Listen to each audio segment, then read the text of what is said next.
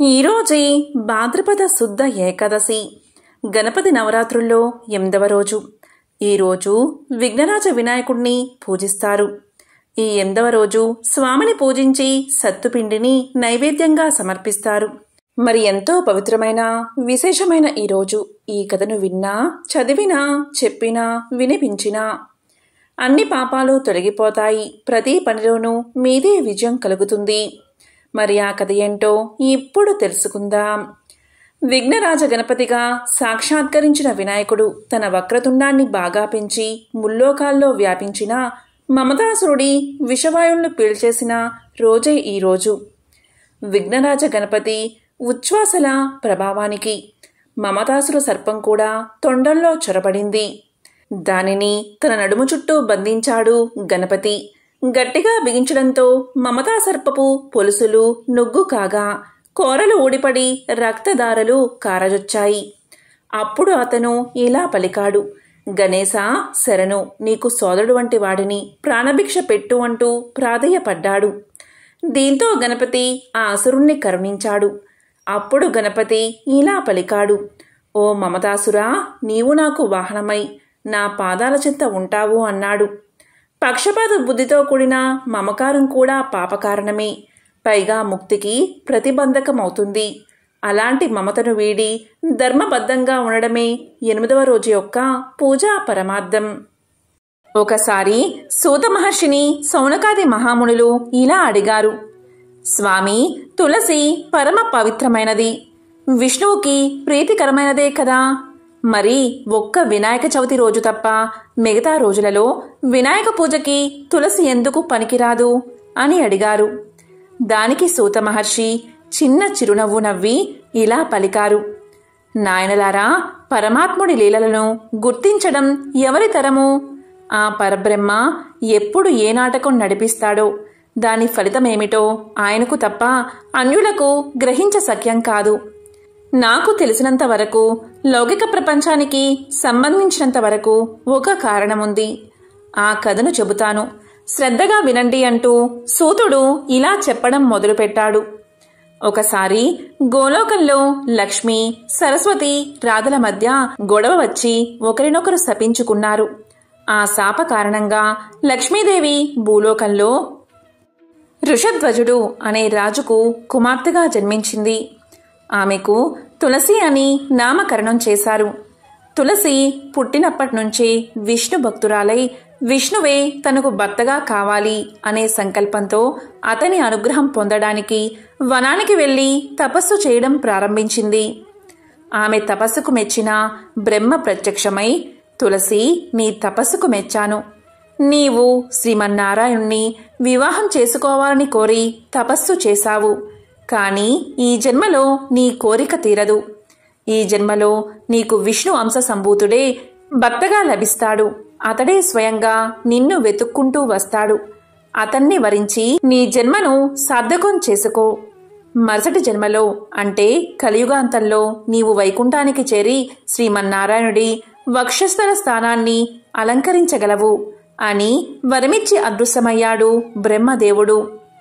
దీంతో తులసి సంతృప్తి చెంది నారాయణ నామస్మరణం చేసుకుంటూ తనకి కాబోయే భర్త రాక కోసం ఎదురుచూస్తూ ఆ మనమందే కాలం గడపసాగింది.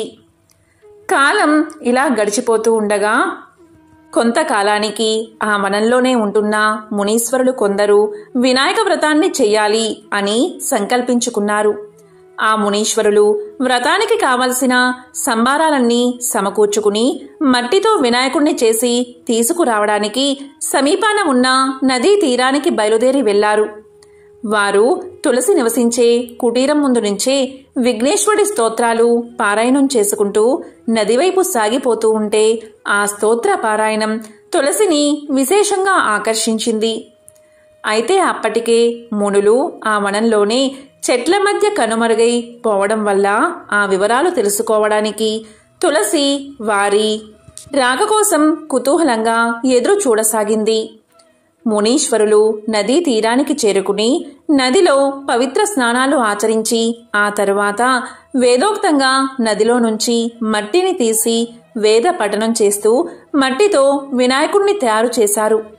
ఆ తరువాత వేద మంత్రాలతో ఊరేగింపుగా వినాయకుణ్ణి తీసుకుని ఆశ్రమ ప్రాంతానికి బయలుదేరారు. వారి రాక కోసం ఎదురు చూస్తున్న తులసి భక్తిభావంతో వారిని అనుసరించింది. మునులు ఆశ్రమ ప్రాంతంలో ప్రత్యేకంగా నిర్మించిన చలువ పందిరి కింద ఉచిత ఉన్నత ఆసనం మీద వినాయకుడి ప్రతిమను ఉంచి ధ్యాన ఆవాహనాది షోడశోపచార విధాన క్రమంతో వినాయక పూజ చేయడం ప్రారంభించారు. ఆ మునీశ్వరులు ఆ చుట్టుపక్కల నివసించే శ్రామిక జనులందరూ వినాయక వ్రతాన్ని చూడడానికి, పూజ తర్వాత తీర్థ ప్రసాదాలు స్వీకరించడానికి అక్కడికి వచ్చారు. అప్పుడు మునులు ఆ జనులందరికీ వినాయక తత్వాన్ని విశదం చేస్తూ ఒక ముని ఇలా అన్నాడు: నాయనలారా, వినాయకుడు సాక్షాత్తు ఆ పరబ్రహ్మ అవతారమే. విష్ణువు అంటే వ్యాపించినది అని అర్థం. అంటే సర్వత్రా ఉండేది. ఇందుగలడు ఇందు లేడని సందేహం వలదు. చక్రి సర్వభగతుండు అన్నట్లు ఆ విష్ణువే పృథ్వీ రూపాన్ని దాల్చాడు. ఆ ప్రకృతిలో పురుషుడైన పరమేశ్వర తత్వం చేరడం వల్ల పరబ్రహ్మ ఈ విఘ్నేశ్వరుడుగా రూపంగా అవతరించాడు.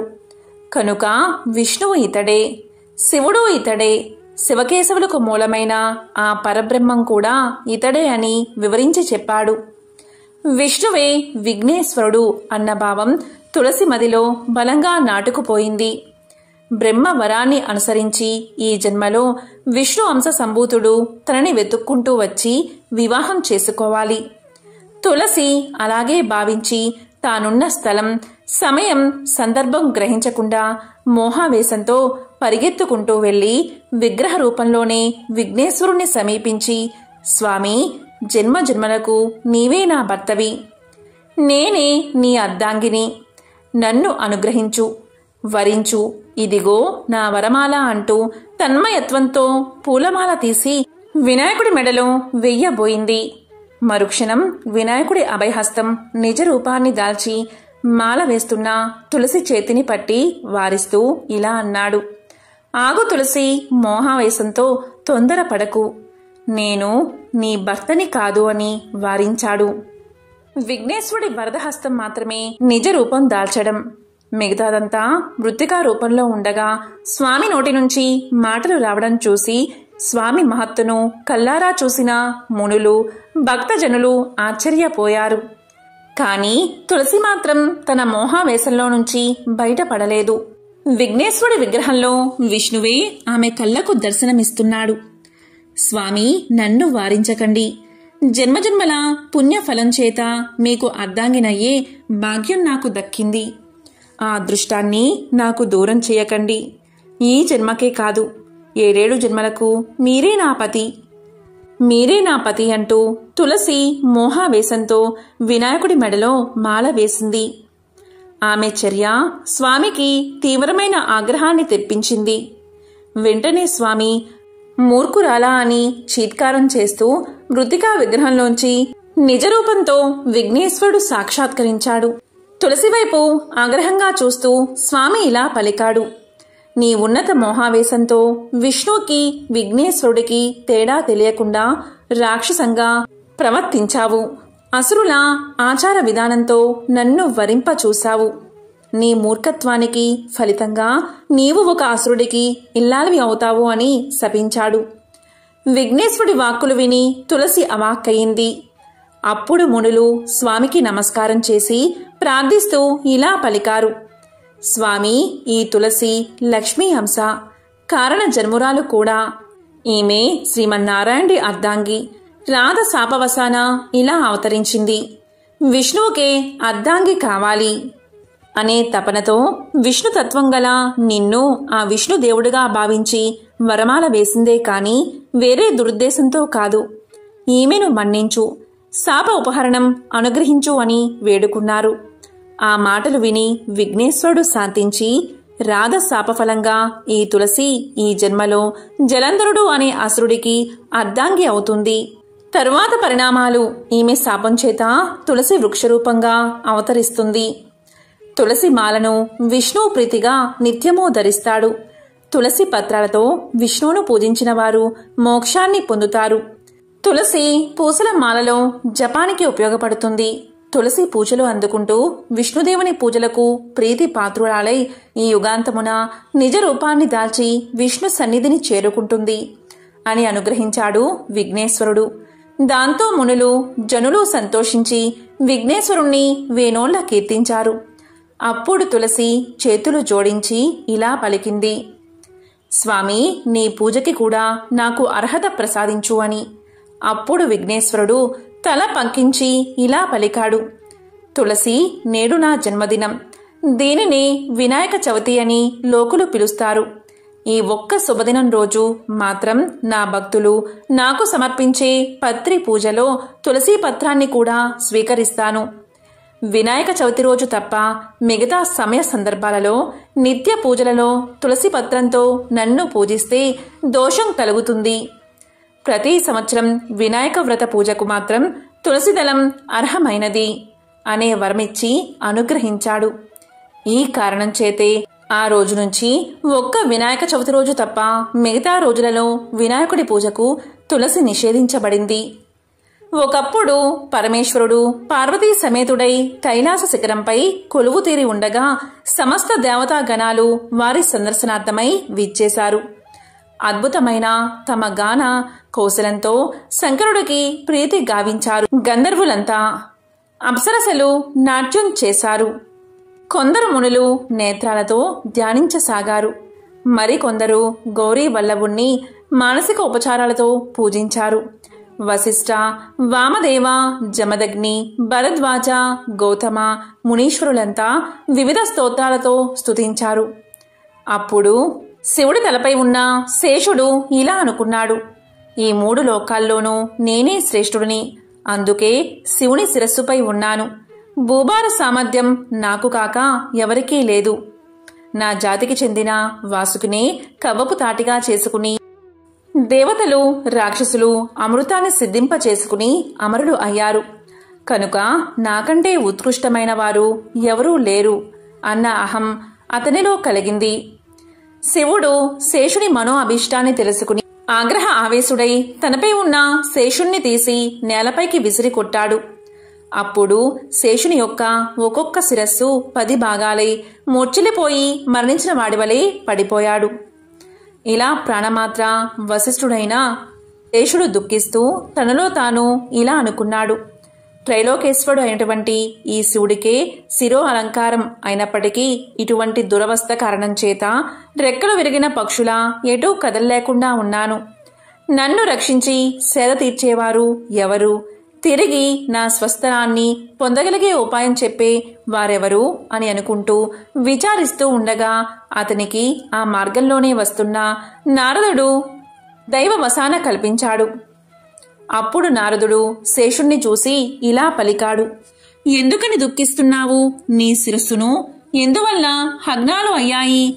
నీవు ఏ మునికైనా అపచారం చేసి వారి ఆగ్రహానికి గురయ్యావా? లేక గర్వంతో శంకరుడికి ఏమైనా అపచారం చేశావా? శేష, ఆ కారణం నాకు చెప్పు, తగిన ఉపాయాన్ని చెబుతాను అని అనగా ఆదిశేషుడు జరిగిందంతా వివరించి, ఓ ముని పుంగవ, తీవ్రంగా గాయపడి మునుపటిలా భూమండలాన్ని నా శిరస్సులపై మోయగల సామర్థ్యం, అలాగే నా పూర్వపు స్థితి నాకెలా సిద్ధిస్తుందో ఉపాయాన్ని దయతో తెలుపు, నన్ను కృతజ్ఞుణ్ణి చెయ్యి అంటూ ప్రార్థించాడు. అప్పుడు నారదుడు ఇలా పలికాడు, ఓ నాగరాజా, నీకు దేవదేవుడైన గజానుని యొక్క అనుగ్రహం కలిగించి మహామంత్రోపదేశం కావిస్తాను.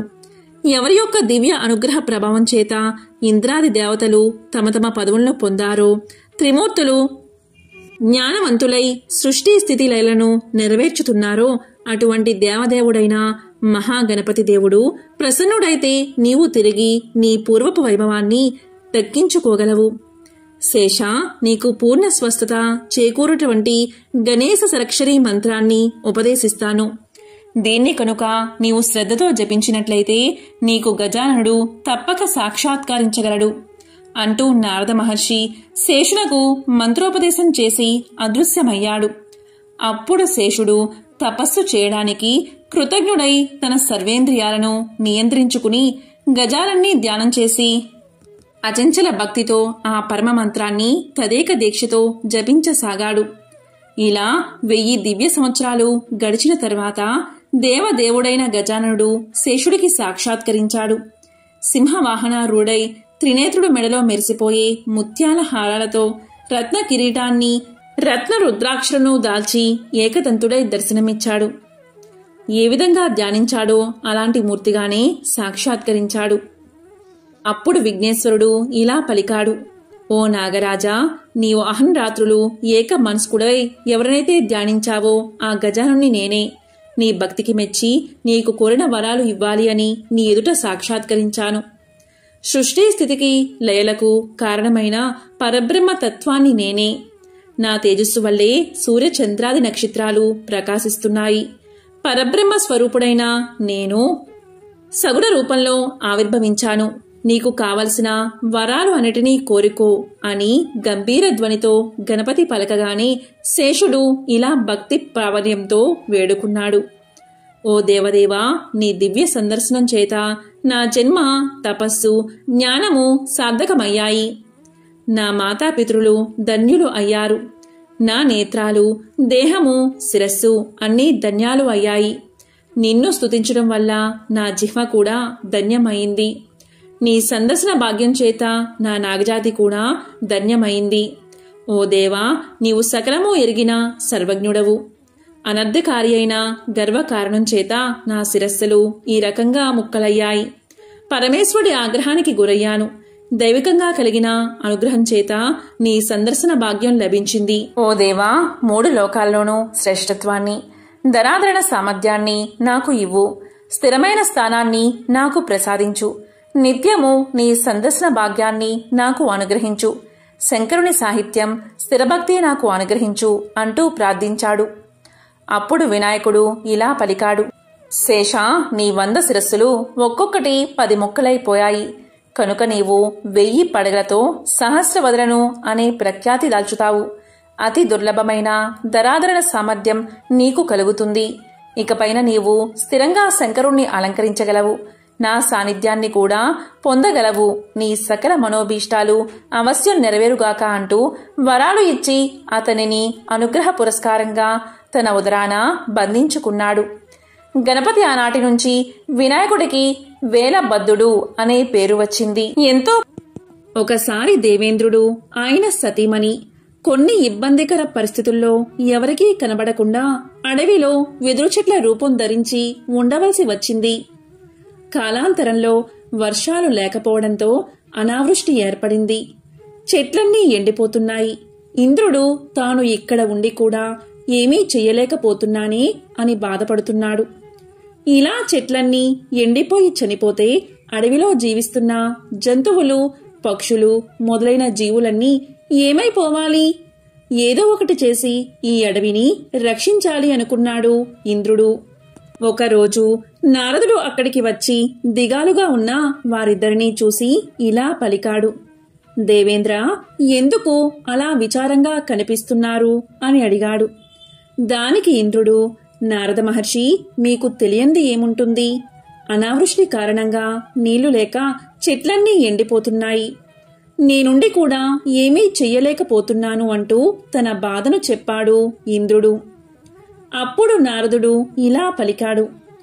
మహేంద్ర, విచారించకు. కష్టాలు కలకాలం ఉండవు కదా. మీ కష్టాలు తీరి మీరు అమరావతి వెళ్లే రోజు తప్పకుండా వస్తుంది. కొంతకాలం ఓపిక పట్టు అని ఓదార్చాడు నారదుడు. అప్పుడు ఇంద్రుడు ఇలా పలికాడు.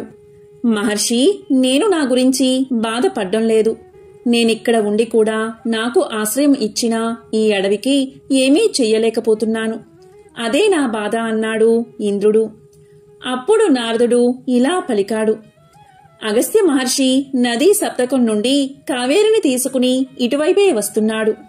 కొంకణ దేశంలో దాన్ని వదిలి వెళ్లాలి అన్నది ఆయన నిర్ణయం. ఆయన్ని ప్రసన్నం చేసుకుంటే కావేరీ నది ఉత్తుంగ తరంగాలతో ఎగిసి పడుతూ ఈ అడవిలో ప్రవహిస్తుంది. ఇంకా అనావృష్టి ఉండదు. బాధపడుకు అని చెబుతూ ఇలా పలికాడు. ఇంద్ర, ఇది జరగాలంటే మీరొక పని చెయ్యాలి. పార్వతీమాతను ప్రసన్నం చేసుకోవాలి. ఆమె ప్రసన్నురాలు కావాలి అంటే ఆమె ప్రియపుత్రుడు. గణపతిని పూజించండి, అన్నీ సక్రమంగా జరిగిపోతాయి. మీకు మంచి రోజులు కూడా వస్తాయి అని సలహా ఇచ్చాడు నారదుడు.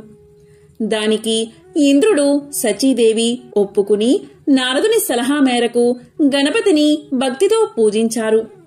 అనేక రకాల ఫలాలు తెచ్చి భక్తితో నైవేద్యం పెట్టారు. దేదీప్యమానంగా ప్రకాశిస్తూ గణపతి ప్రత్యక్షమయ్యాడు.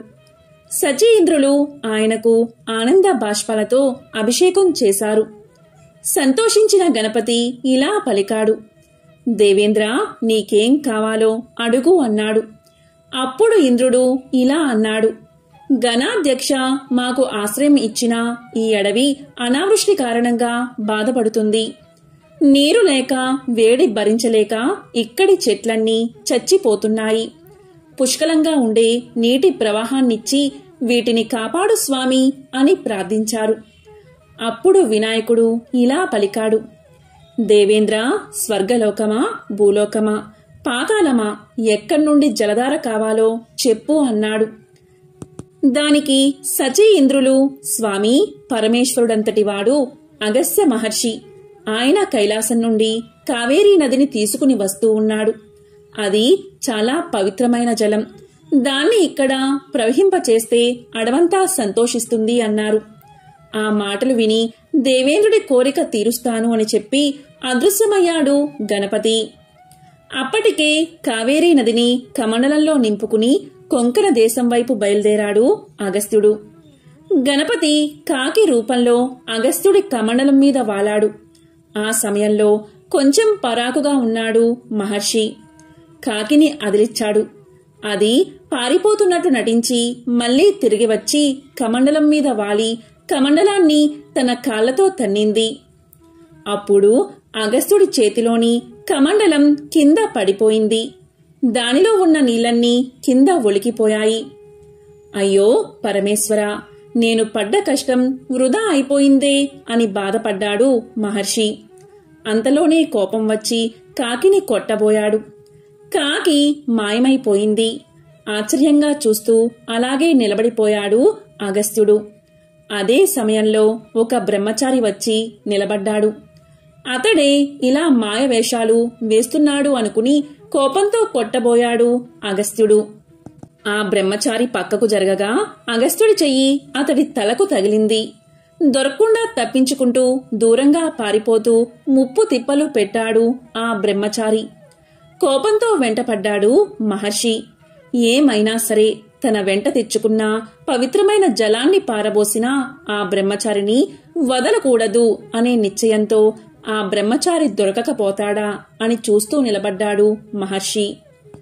అదే సమయంలో శూర్పకర్ణం, లంబోదరం, ఏనుగుతల, ఎలుక వాహనంతో భవానీమాత కుమారుడు గణపతి తన గణాలతో సహా వచ్చి నిలబడ్డాడు. కాకి రూపంలోనూ బ్రహ్మచారి రూపంలోనూ తనను అల్లరి పెట్టింది గణపతి అని అర్థం చేసుకున్నాడు అగస్త్యుడు. వెంటనే పశ్చాత్తాపంతో ఇలా పలికాడు, అయ్యో గణాధ్యక్ష, వినాయక, నేనెంత అపరాధిని, ఎంత పాపం చేశాను. నా పాపానికి నిష్కృతి లేదు. అపచారం చేశాను. నన్నేం చేసినా పాపం లేదు. అవివేకంతో నిన్ను గుర్తించలేక కొట్టబోయాను. నన్ను క్షమించు అంటూ తలమీద ముట్టుకుంటూ ఏడ్చేస్తున్నాడు అగస్త్యుడు. అప్పుడు గణపతి చిరునవ్వుతో ఇలా పలికాడు, అగస్త్య, పొరపాటు ఎవరికైనా సహజమే. నీమీద నాకు కోపం లేదు. నీకేం కావాలో అడుగు అన్నాడు. దానికి అగస్త్యుడు, స్వామి, నేను చేసింది తప్పే. వివేకం వదిలేసి కోపంతో నీ తలమీద ముట్టాను అంటూ పశ్చాత్తాపంతోనూ బాధతోనూ తన తలమీద మళ్లీ మళ్లీ ముట్టుకుంటున్నాడు.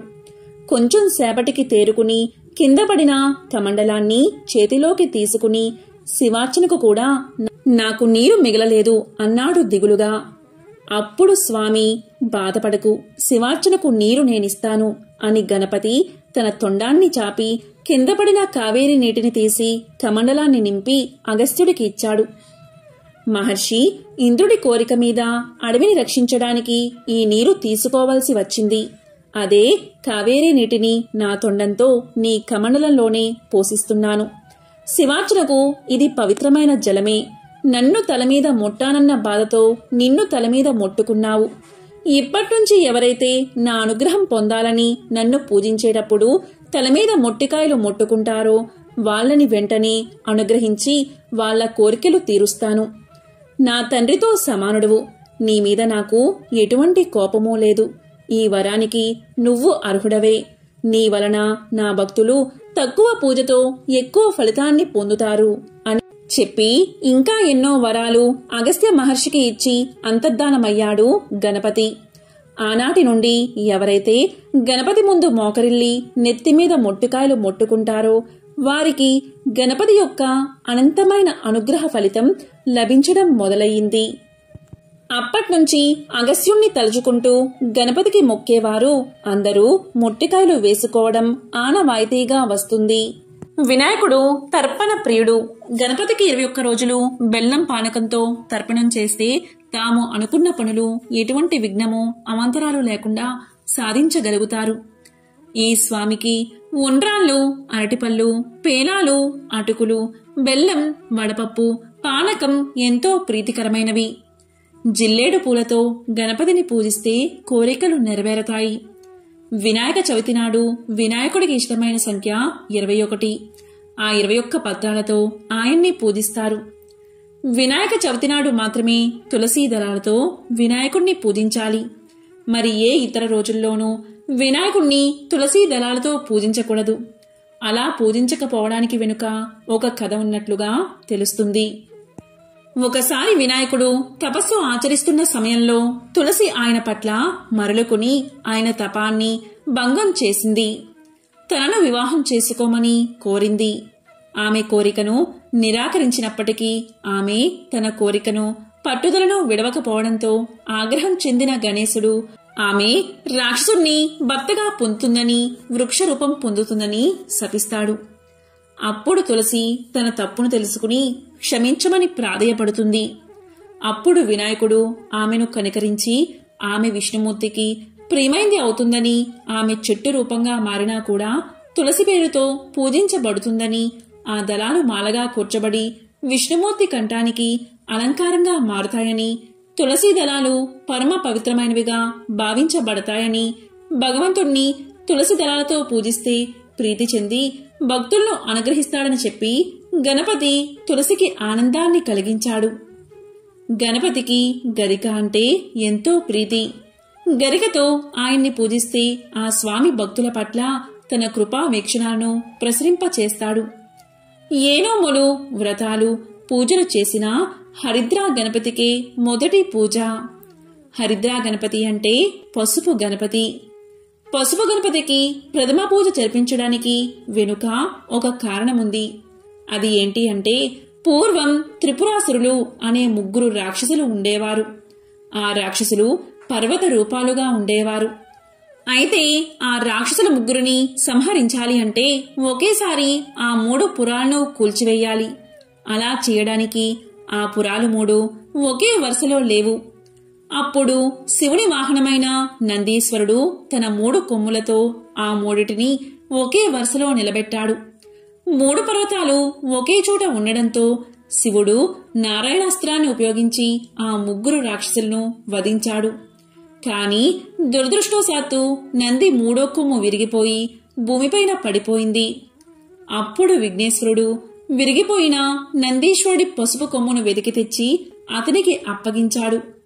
అందుకు పరమశివుడు సంతోషించి ప్రతి ఇంట ఈ పసుపు కొమ్మును దంచి ఆ పొడిని శుభకార్యాల్లో వాడాలని, పసుపు శుభప్రదమని, సౌభాగ్యకరమని తెలియచేశాడు. ఆ పసుపు పొడితో తయారు చేసిన హరిద్రా గణపతికి ప్రథమ పూజ చెయ్యాలని ఆదేశించాడు. మట్టితో చేసిన గణపతిని పూజించడం ఎంతో శ్రేష్టం. వెండితో చేసిన గణపతిని పూజిస్తే తలపెట్టిన కార్యం పూర్తవుతుంది. మంగళవారం నాడు చవితి తిథి, హస్త నక్షత్రం ఉండే రోజు గరికతో జిల్లేడు పూలతో వినాయకుడిని పూజిస్తే సమస్త లాభాలు చేకూరతాయి. వినాయకుడికి సిద్ధి, బుద్ధి అనే 2 పత్నులు ఉన్నారని, బ్రహ్మ వారిద్దరిని గణపతికి ప్రసాదించాడని పురాణ కథనం. క్షీరసాగర మదనం జరపడానికి ముందుగా సురులు, అసురులు గణపతిని పూజించకుండా ఆ పనిని తలపెట్టారు. అందువల్ల వారి పనికి విఘ్నం ఏర్పడ్డంతో విష్ణుమూర్తి వారికి సహాయపడ్డాడు. ఆ పాలకడలి నుంచి లక్ష్మీదేవి ఉద్భవించింది. లక్ష్మీదేవిని వినాయకుడు తీసుకెళ్లిపోతాడు. బ్రహ్మ, ఇంద్రుడు మొదలైన వారు గణపతితో లక్ష్మీదేవి విష్ణుమూర్తి పత్నిగా నిర్ణయించబడిందని చెప్తారు. అప్పుడు వినాయకుడు లక్ష్మీదేవిని స్వామివారికి అప్పగించి, అంటే విష్ణుమూర్తికి అప్పగించి లక్ష్మీదేవి అంశతో భార్య కావాలని కోరతాడు. బ్రహ్మ సిద్ధిలక్ష్మి, బుద్ధిలక్ష్మి అనే 2 కన్యలను సృష్టించి గణపతికి ఇస్తాడు. అప్పట్నుంచి వినాయకుడు లక్ష్మీ గణపతి అయ్యాడు. గజాననుడు, లంబోదరుడు, విఘ్న నాయకుడు, ఏకదంతుడు, నాట్య గణపతి, వినాయకుడు, మూషిక వాహనుడు, గణనాయకుడు, ఉమాసుతుడు, విఘ్నేశ్వరుడు మొదలైన ఎన్నో పేర్లతో స్వామి పూజించబడుతున్నాడు. జ్ఞానాన్ని, విద్యను ప్రసాదించే దైవం వినాయకుడు. ఆయన ముందు గుంజీలు తీసిన వారు ఆ స్వామి అనుగ్రహానికి ప్రీతిపాత్రులవుతారు. ఓం గం గణపతియే నమః.